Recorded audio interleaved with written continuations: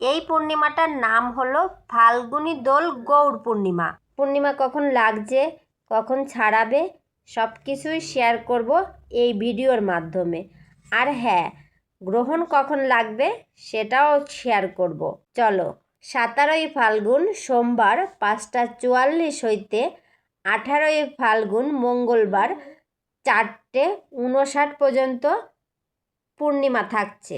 এখন কথা হচ্ছে গ্রহণ কখন লাগবে, পূর্ণিমা থাকতে গ্রহণ লাগবে না পূর্ণিমা ছাড়িয়ে গেলে গ্রহণ লাগবে, সেটাই জানার বিষয়। গ্রহণে কি কি করা উচিত, কি করা উচিত না, সেটাও তোমাদের সঙ্গে শেয়ার করব। তাই আগেই তোমাদের বলে রাখি, ভিডিওটা সবাইকে প্রচুর শেয়ার করো, স্বচক্ষে পঞ্জিকাটা দেখে নি। আর হ্যাঁ, ভিডিওটা ভালো লাগলে অবশ্যই লাইক কমেন্ট করে যেও। তাহলে চলো, চন্দ্রগ্রহণ কখন লাগছে, কতটা টাইম চাঁদকে ঢেকে রাখবে, সব কিছুই তোমাদের দেখিয়ে দিই। গ্রহণ স্পর্শ আরম্ভ 3:20 গ্রহণ শুরু হয়ে যাচ্ছে। গ্রহণ কটার শুরু হচ্ছে? 3:20 গ্রহণ শুরু হয়ে যাচ্ছে। আর পূর্ণগ্রাস আরম্ভ 4:34।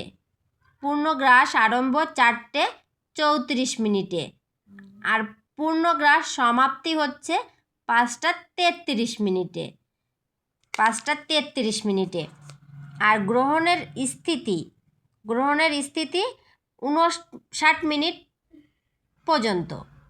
গ্রহণের স্থিতি 59 মিনিট পর্যন্ত, মানে 1 ঘন্টা, মানে 1 ঘন্টা টাইম পুরো চাঁদকে ঢেকে রাখবে। গ্রহণ মোক্ষম সমাপ্তি মানে গ্রহণ টোটাল কখন ছাড়াবে, সেটা 6:48 পুরোপুরি গ্রহণ ছাড়িয়ে যাবে। 6:48 পুরোপুরি গ্রহণ ছাড়িয়ে যাবে। আমি বলছি সমেত দেখিয়ে দিচ্ছি, স্পষ্ট করে তোমরা পড়ে নিও। আর গ্রহণ কয় ঘন্টা থাকবে?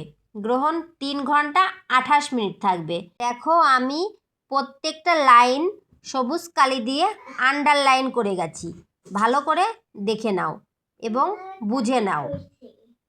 গ্রহণ দর্শনে কাদের শুভ আর কাদের অশুভ সেটাও দেখো ভালো করে। আমি আস্তে আস্তে করে ভিডিওটা করছি, তোমরা ভালো করে পড়তে পারবে।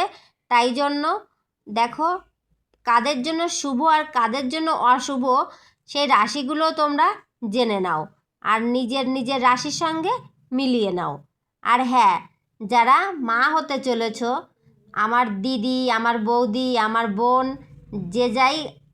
যে যেখান থেকেই দেখছো, তাদের রিলেটিভ সবাইকেই ভিডিওটা শেয়ার করে দিও। তারাও উপকৃত হবে আর আমারও ভালো লাগবে। তাহলে ভিডিওটা কেমন লাগলো, সম্পূর্ণ ভিডিওটা দেখার জন্য অনুরোধ রইল এবং ভিডিওটা কেমন লাগলো আমাকে অবশ্যই জানাবে। দেখো, আমি পুরোপুরি আস্তে আস্তে করে তোমাদের পুরো পঞ্জিকাটা পড়ার সুযোগ করে দিচ্ছি, তোমরা পড়ে নাও। আরও একটা কথা, এই যে তোমার যে চন্দ্রগ্রহণ হচ্ছে, এটা কিন্তু এক দিকতে বছরের শেষ, অন্য দিকতে বছরের শুরু। আরও 1 ঘন্টা চাঁদকে ঢেকে রাখছে। পুরো খতরনাক এই চন্দ্রগ্রহণটা। তাই সবাই মিলে আমরা মানার চেষ্টা করব। আশা করছি সবাই ভালো থাকবে, সুস্থ থাকবে আর মানার চেষ্টা করবে। দেখো, এক দিকতে প্রথম কেন 2026 সালের প্রথম চন্দ্রগ্রহণ, বাংলায় যে সাল সেদিকতে শেষের চন্দ্রগ্রহণ। তাই বলছি, এটা কিন্তু এক প্রকারের নয়, সত্যি খতরনাক একটা চন্দ্রগ্রহণ। তাই আর কথা নয়, তোমরা সবাই ভালো থেকো, সুস্থ থেকো, টাটা।